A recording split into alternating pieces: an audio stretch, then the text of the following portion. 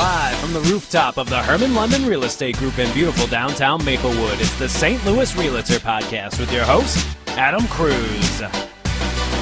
Welcome everybody to podcast 23. Actually, this is the St. Louis Realtor Podcast. I'm your host, Adam Kruse. We are live from the rooftops of the Hermann London Real Estate Group in beautiful downtown Maplewood, Missouri. We're excited. Last podcast of the year. It's been an amazing year. We've got Joey Vosevich, our producer, in here. And today we've got a special guest, our expert real estate analyst, Nick Albright. New to our company, but not new to real estate by any means. Hi, Nick. How are you, sir? I'm doing great, Adam. How are you doing? Good. Do you want to give us a little, can you tell me a quick something about yourself? Well, I started investing in real estate whenever I was 22. I'm new. Oh, wow. A new licensee as of a few months ago.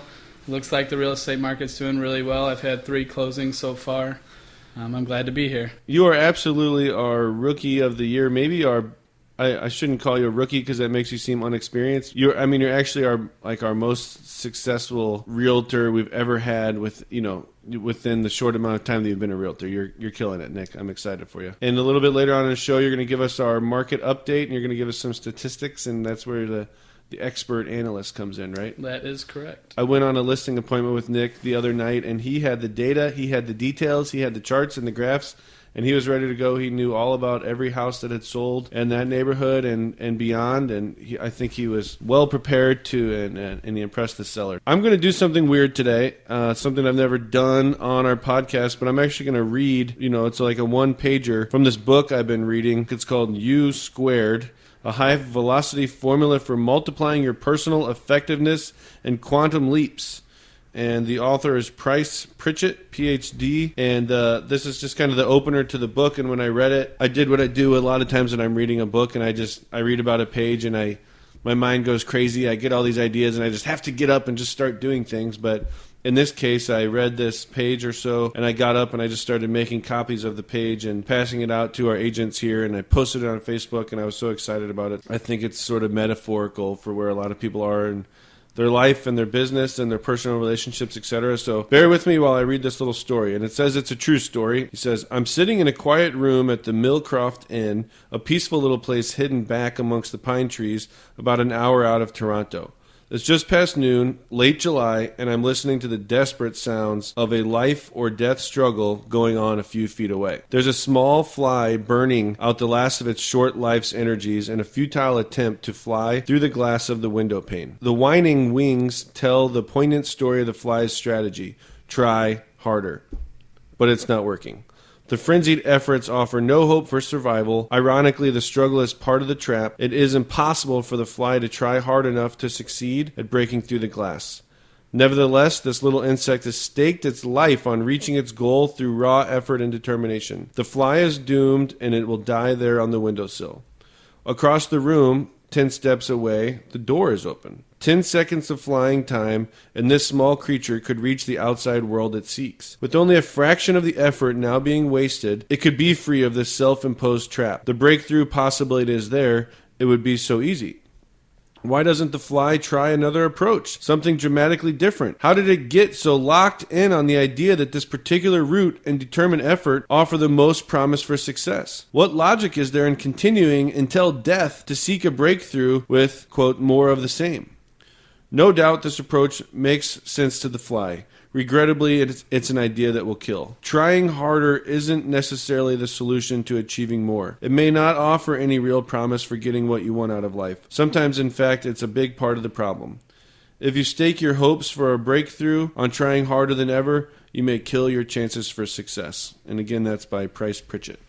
So I wanted to share that story. That's the end of the story. I like to share that story because a lot of time that's what people are doing. They're just like trying the same thing over and over and over again, and they're not finding success. And I think that's with realtors too. And they need to take a second to say, reevaluate, take a step back, look at the big picture. What am I doing? What's working? What's not working? How can I reevaluate? What can I do differently? And over the years, I've seen so many realtors who don't ever take the chance or take the time to acknowledge that maybe they've got to change what they're doing if they want to find success, or if they want to stop getting complaints, or if they want to start getting more business, or or if they want to stop being so frustrated or whatever. So I love that story because I think it's something that can apply to everyone most likely in any different aspects of their life. I recommend this book. It's called U Squared by Price Pritchett. Next up, I was going to get on my high horse again. This is the podcast of the high horse today, I think. It's the holidays, and I just wanted agents or business people that own their own company, people that are in sales, people that are trying to network, heck, people that are wanting more friends, or people that are single and wanting to, meet a significant other. I always say go to the party, and that's my saying that represents get out there, be involved. Was it Woody Allen? Nick, do you remember? Have you ever heard this saying? No, I've never heard this saying before. It's something that's like the first step to success is showing up. When you're tired and you want to go home and put on your sweatpants, when it's raining and you want to just be at home sitting by the fire, don't do it. Get out. If your friends are inviting you to a party, go to it. If there's a networking thing you should go to it. If there's a class about a topic you're interested, go to it. I've talked to an agent recently in the last couple of months that was getting frustrated because she kept seeing her friends on Facebook using other realtors. And she's like, why isn't my friend using me as their realtor? And I asked, and I say, when is the last time you went to a party that your friend invited you to? And she's like, well, it's hard. I'm busy. I got things going on, I always say that if I were to go home and go to sleep, I know what's going to happen in that situation. Whereas if I choose to go out wherever it may be, there's no telling who I could meet or what could come of that. Exactly. I like that. That's good. My buddy Tim is a kind of a country boy. He's a hunter, and he's like, I've never killed a deer from my bed. He always says that. I've never killed a deer from my bed. It's like, Tim, what are you talking about? It's like, you got to get up. You got to go out if you want to get a deer. And so you were saying, Nick, that you might start hanging out at some certain kind of like areas of town where you wanted to meet more clients. Yep. I went to a wine bar called Vin de Set recently the other day and just noticed that the clientele was seemed to be of an upper class. And I just figured if I were to go there, hang out, eventually I would meet some people that would help me in this business. Instead of going home and having a drink and putting your feet up and Netflix and chilling or whatever you want to call it, right? If you ask yourself why you're not successful, I want you to look in and say, when's the last time I went out of my way to give people my time? Or when's the last time I went out of my way to go somewhere new and kind of get out of my comfort zone? All right, so I want to talk a little bit about 2016's coming up. Everyone's been posting all over Facebook about these articles about how 2016 is supposed to be this amazing year for real estate. Did you see that? I think you posted that article too, right? Yeah, on Realtor.com. It's supposed to be the second top market in the country. For St. Louis? San Diego's number 3. And St. Louis is supposed to be number 2. And what does that mean? Like, there's going to be tons of sales, or just prices are going to increase? Job growth will increase the realtor business and the pricing and everything. For me, 2015 was a very successful year. I've talked on this podcast about some of the deals I've done, some of the wholesale deals I've done, some of the flips I've done, a lot of the different real estate deals I've done. It was a really good year. We sold a lot of homes, and, I'm kind of wondering, am I going to be good enough to do this again? Is it really possible that I can have a year as good as this one? And a lot of people set their goal to say, I want next year to be double this year, You're sitting here, Nick, let me ask you, do you have a plan on how you're going to get your fair share next year? And not that you have to share your whole plan, but... My goal is just to try being new to this business as far as actually being a licensee. My goal is to try and find what works for me. I hear there's a million different ways to market yourself. So my goal is just to find a couple ways that I'm really good at. I feel like I'm starting fresh, and I'm excited for this year. Yeah, and I think 2016 will be a great year for you. And I know it will be a great year for you. I think it will be a great year for me. I think kind of my attitude about, I don't know if it's going to be good enough, is what sort of drives me to keep working type of thing. But being in real estate is a weird business, and being in sales, I guess, in general, where by me living by the philosophy of always going to the party, it just leads it to where I just kind of get random phone calls from people that want to buy and sell real estate. And Nick, I know you're coming on 2 appointments with me tonight. Those are 2 people that, interacted with me at one point. One of them's a fraternity brother. One of them's someone that I called when I was just kind of cold calling the neighborhood here, like probably a year ago. Like kind of randomly, they both called and wanted to meet on the same night. And so I hope that we just continue to get more of those calls. If you are not a realtor listening to this and you are someone who has real estate needs, give us a call, right? Hey, absolutely. All you have to do is ask. It's exciting to think that 2016 could be good enough. My philosophy is to always try to live below my means. I think that might be partly because when I got into this business was kind of right in around what everyone calls the crash. And so I saw all these successful real estate investors and realtors who were, I guess they were spending every dollar they were making, and they had 2 Mercedes in the garage, and they had just bought a lake house, and they had just bought another property, and they had just bought their wife a big diamond in a fur coat or whatever. And then the crash happened, and I saw a lot of people go through some really hard times. And so I'm actually really thankful that I guess was the time that I got into the business, because it's caused me to, I say, live below my means, you know. Anyway, I hope for 2016 to be a great year. I wanted to talk a little bit about, I wanted to say, why aren't discounters winning? And when I say discounters, I mean there's always a realtor out there who's willing to charge a smaller commission. There's some companies that base their entire business model on charging literally no commission. There's been some local real estate firms that are trying to charge or, create a commission split with their agents that's incredibly cheap, I guess you can call it. It's like what I call a race to the bottom. Why aren't these discounters winning? I was actually a discounter a long time ago when I first got into the business, I guess in like 2005 or so. I worked at a company that we would list homes for like $300 on the MLS. Plus you had to pay the normal buyer's agent commission. And when I was doing that, I thought, this model is going to take over. Why would anyone ever pay a realtor a normal commission? And so I like to just sort of evaluate that every once in a while, because I'm like, why aren't the discounters winning? And why are the companies that are charging probably even a higher commission than what I charge, why are they doing so well? And I think that it comes down to probably the same reason people still shop at Nordstrom versus just going to Marshall's, right? Or just going to Kmart. Kmart went out of business, I think, or is going out of business. And Nordstrom's opening more stores. I believe that it's an agent with a plan and a proven process, someone that has good communication and they're honest and they're trustworthy. They're worth the money. And so I have a listing right now where my client is a seller, and he feels comfortable, I guess, to call me often and ask me questions about how he should handle the updates that he wants to make at his house and the kind of the work that needs to be done. And when I came over there before we listed it and we made this huge plan about all the different things he was going to do to update the property, I guess he found that advice to be worth paying for. I know that there's not a whole lot to say about that, but I just think it's interesting. Well, I was watching a video it was a TED Talks the other day about a guy, I think he was in London, and he was speaking about just in general. You mentioned Nordstrom, the clothes. He said he paid for the most expensive pair of jeans he ever bought the other day, and it was $400 or $500. It was crazy, but it was guaranteed for life, and the company would always replace those jeans. Oh, wow. And he just talked about how quality sometimes is worth that extra price because he knows he'll never have to get a new pair of jeans.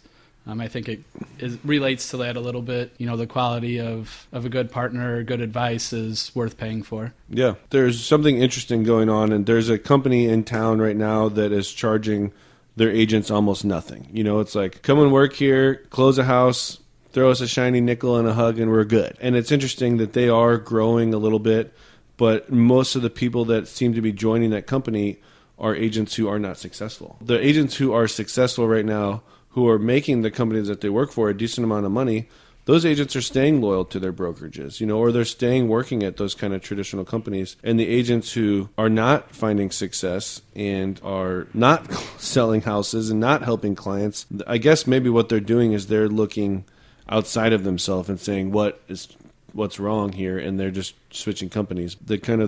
The discount real estate company in town right now is growing, but I don't know how successful they are because they don't have a lot of agents that are doing a lot of business. So, Okay, we're going to jump into water woes. So I think has the rain finally stopped? I hope so. Do you have any idea how many inches of rain we got? No, I think in some areas up to 11.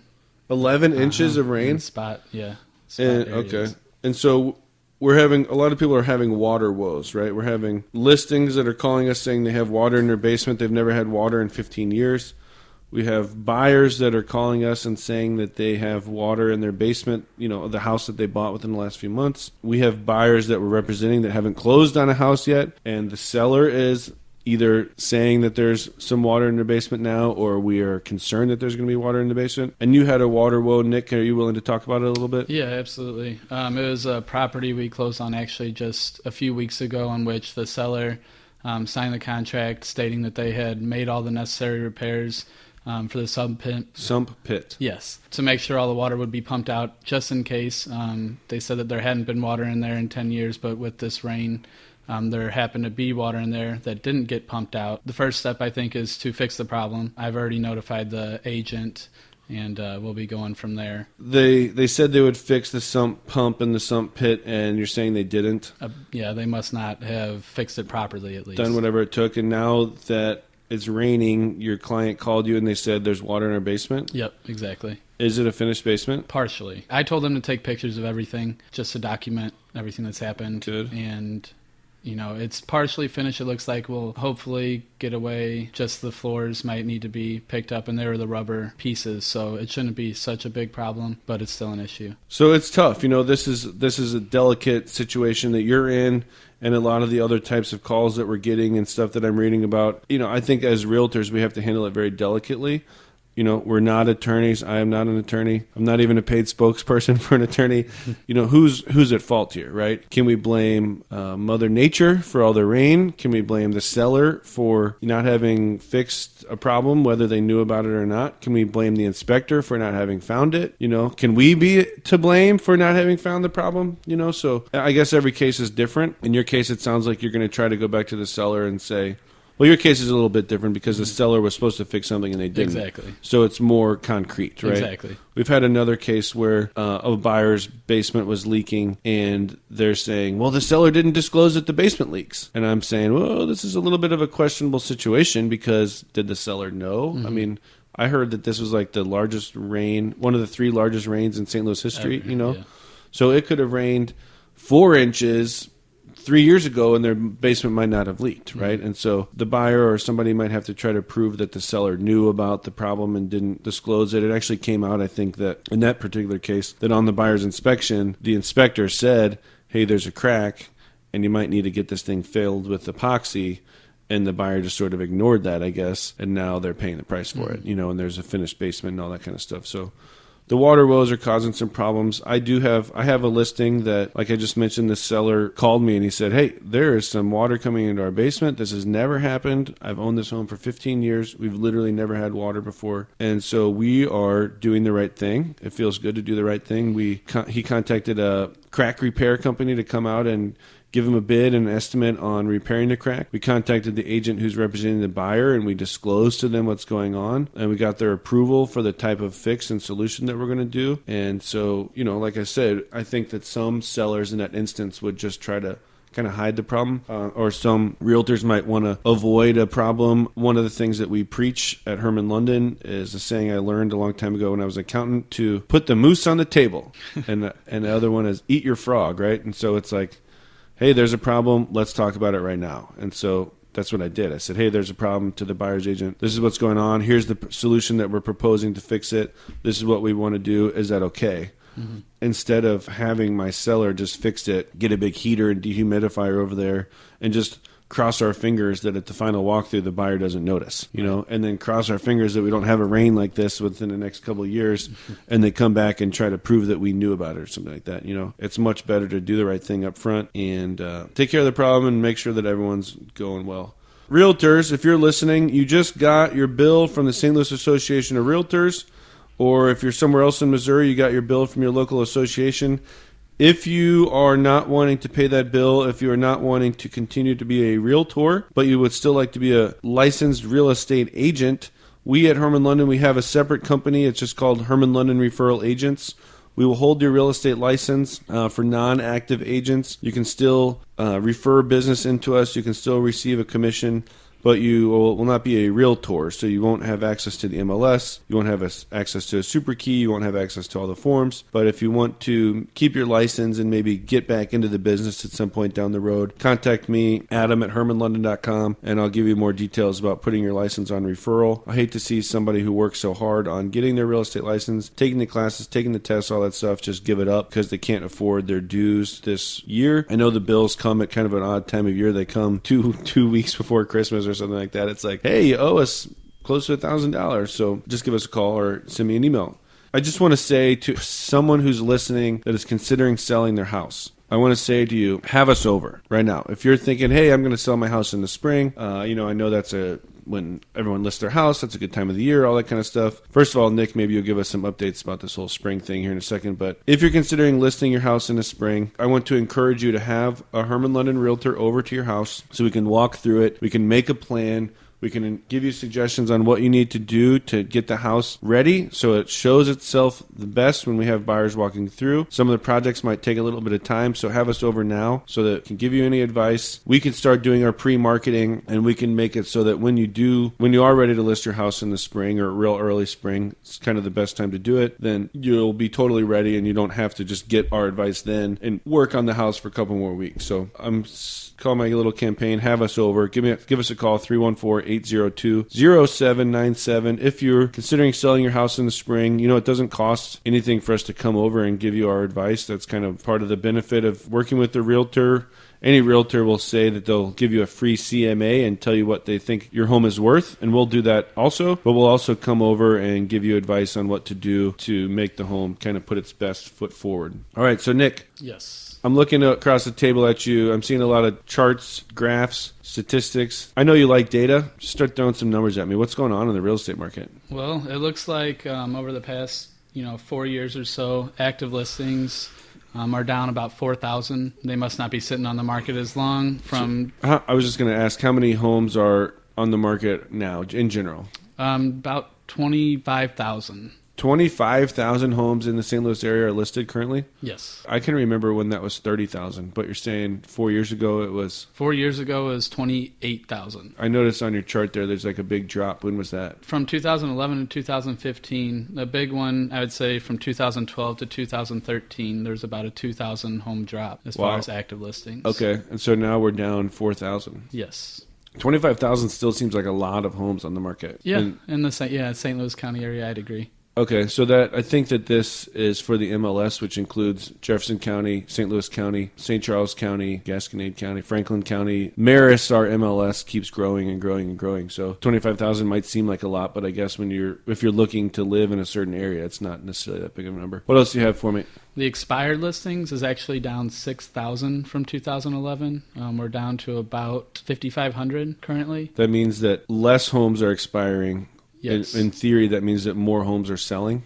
Exactly. So if you... they aren't sitting till the end of their contract with their current realtor, so they would have to be selling. So the chance, if you list your house now, the chance of it actually selling, or I guess the chance of it not expiring is higher. Exactly. So selling within the listing period. Okay, that's good. Pending sales is actually up to about 14,500. That's up about 3,000 since 2011. So the homes under contract is up greatly. So part of the reason that there's less homes on the market, that first statistic you gave us, it sounds like it's because kind of more homes are they selling faster, I guess? Or at least within the time frame that the owners were and that definitely kind of applies to what I saw this year in 2015, where our company goal was always, we want 100 listings, and I'm like, and we're kind of sitting around 50 listings. Mm-hmm.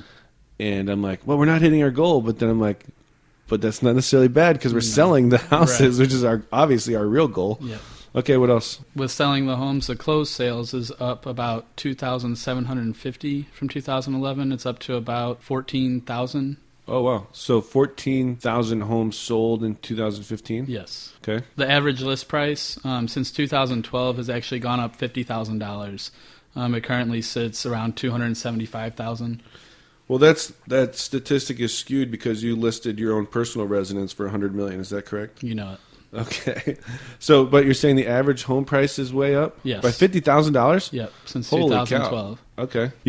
That's little side note. I saw some friends this weekend that I just helped buy them a house. I think it was about a year ago now. And they're like, we're ready to list our house because they bought I think they paid around $420, and they're getting letters in the mail now from realtors like, we want to list your house. There's like nothing for sale in your neighborhood, blah, blah, blah.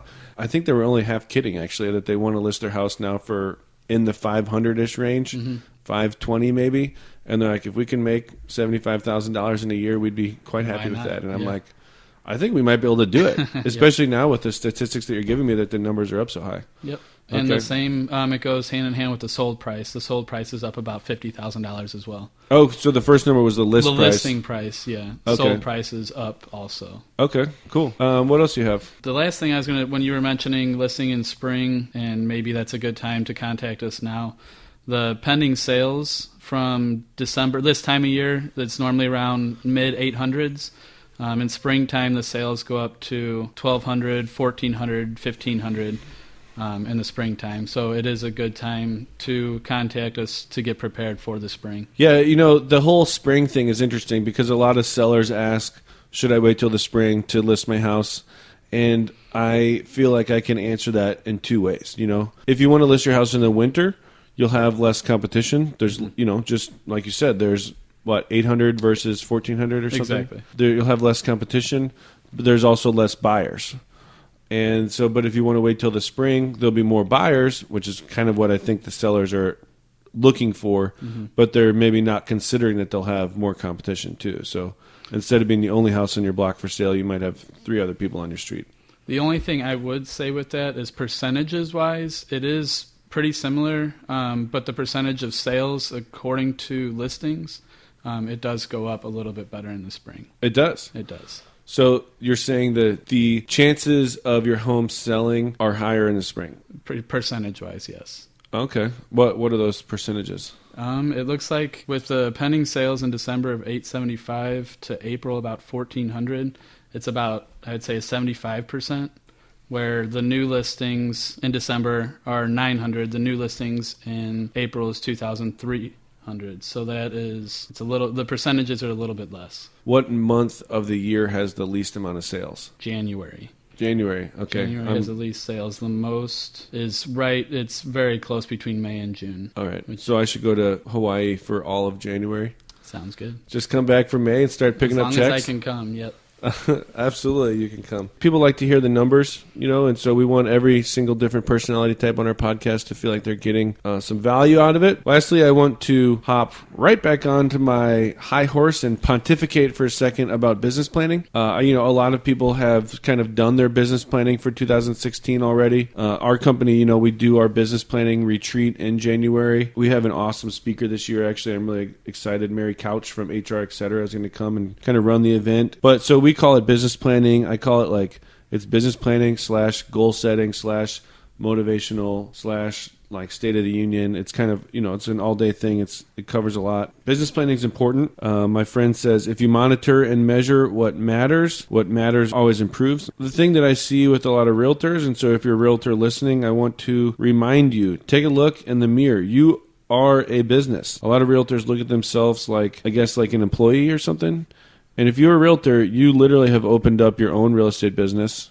And I'm talking to you, Nick, because you're sitting right here. Not that you're not doing this or whatever, but you're just sitting here. So you are your own business, Nick. And if you want to be successful, you have to invest in your own business. I think it's unbelievable to me that a lot of people get in real estate and they don't actually invest in their own business. I mean, they might invest time through sitting on Facebook all day or maybe even going to the parties that I'm encouraging them to go to, but you never see anybody who opens his own hot dog stand or his own shoe store or his own graphic design company or whatever, and they don't do any sort of investment in it at all. So I think it's important for realtors to think of themselves as a business and make a budget. A lot of people don't necessarily have a budget. They don't have a marketing plan. They don't necessarily know who plays what role. I don't understand why a realtor wouldn't have organizational chart. A realtor might think, well, I'm the only one in my business, so I just have to do everything. But it's nice for you to define those roles. So as you grow, you can know what the roles are and how you can take yourself out of one of the roles, marketing, for example, and put someone else into that role. Or, who's in charge of mailing out the Christmas cards every year. Right now, Nick, it's you, right? Yep. But eventually, you might have somebody else do that kind of stuff, So if you're a realtor, if you're a salesperson, if you own your own business, make a plan. Set some goals, figure out some statistics. As my new favorite TV show is called The Profit. It's on CNBC, Profit. It's this guy who goes into businesses and helps them out. But he always says, trust the process, trust the process, trust the process. And so they make a plan. They kind of establish a process. and then he wants his people to follow it. And the biggest problem one of the biggest problems he kind of encounters is people that don't trust the process. They don't follow the plan, and they pull audibles all the time and think they have to do something different. So, well, thanks, Nick, for coming on the show today. I know that, being a guest on a podcast that you had never listened to was kind of a weird thing, especially when I just pulled you in. I'm glad that you already had your statistics and data ready because you are the man. But I wanted you to be able to give your personal information out here, or how can people get in touch with you? You can contact me at nick@hermanlondon.com. It's 2 N's on Herman. You can reach me at 314-359-3223. You can also follow me on Twitter and look me up on Facebook at Nick J. Albright. And thank you for having me, Adam. I had a great time. So your Twitter is NICK, the letter J, and then Albright is ALBRIGHT? Yes, sir. Okay. Is that a business Twitter, or is there kind of what you do on the weekends? It is. No, I keep everything professional. Okay. Good. All right. Well, thanks again, Nick, and I'm glad you came on the show. Thank you. If you listeners out there have any questions, please email us, podcast@hermanlondon.com. If you have any comments, subjects that you'd like us to cover, let us know. We are always looking for new, interesting people to interview as part of the podcast as well. So just get in touch with us, podcast@hermanlondon.com. And we're looking forward to a successful year, and we're looking forward to growing this podcast and to be as kind of informative and valuable to you as possible. Up next, we're going to do our Mortgage Minute with John Charlton from GSF, and he's going to give us some updates. So I'm going to go grab John.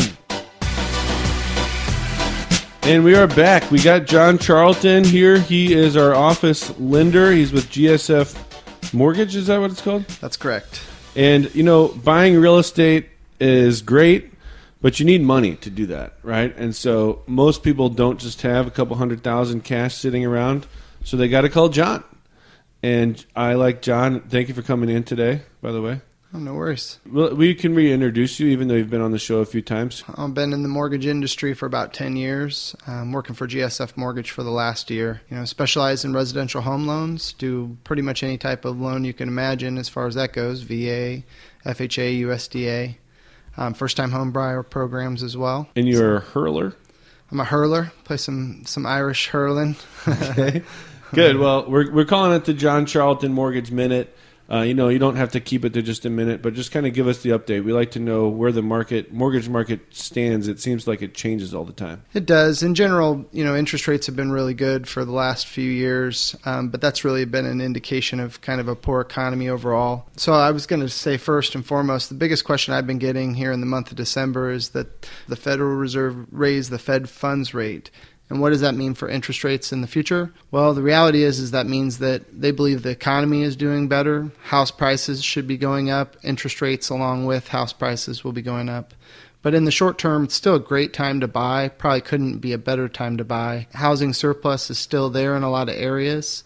But you'll see those start to dwindle, and when they do, then prices are going to go higher, probably rates along with them. I always ask you this question, like, hey, what are the rates? What are the rates? People probably ask you that all the time. Mm-hmm. I know it's sort of like, well, Adam, I'd like to tell you the rates. Please tell me your credit score and your current income and all that kind of stuff. But Is there a general kind of answer that you give? What are the rates? I mean, the general answer I give is the rates are great. I mean, okay. Ultimately, what getting a mortgage is about is getting the best financing possible with your situation. Historically, the interest rate environment right now is still historically low, meaning that a home is more affordable now to buy. And in a lot of cases, it's more affordable to buy even versus renting. I think the rent year over year in St. Louis Metro is like 6% higher. Home prices are about 3.5%. So long story short is that basically it's a great time to buy. And if you contact me, I'll make sure to get you the best mortgage available to you. And if you're looking for a specific number, I mean, I was just about to ask. You could say, 30-year interest rates are a little over 4%. Okay, we're in the fours now. Yeah, this is stuff that you could look up on like a bankrate.com or something like that if you want to kind of get an idea of where rates are at. But, the bigger issue is just, understanding that it's more affordable now to buy than to rent a home. And in a lot of cases, cheaper even in a month-to-month basis.